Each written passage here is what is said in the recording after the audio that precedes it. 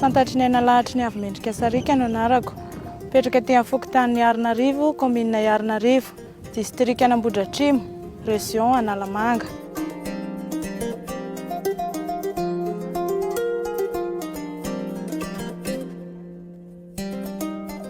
Famboleam-bary ny tetikasako. Soratra anarana tao amin'ny Vokabary Fihariana tamin'ny septembre 2021 ny tenako.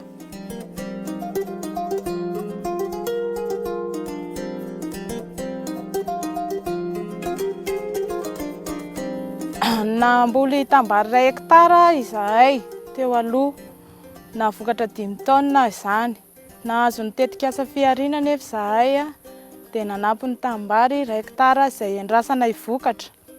Amin'ity taona ho avy ity, mba azo 10 tonnes ny vokatra andrandrainay amin'izany.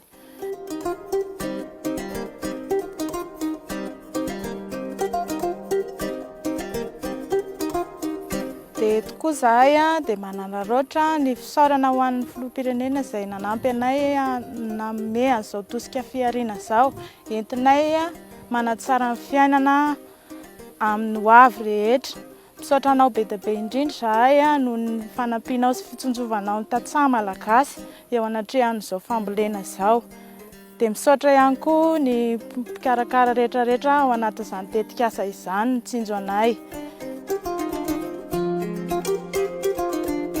Dia manentana antsika rehetra na mpamboly na mpiompy izay rehetra manana tetikasa mba hanatona ny chambre de commerce Antaninarenina nisoratra anarana ho amin'ny tetikasa Fihariana.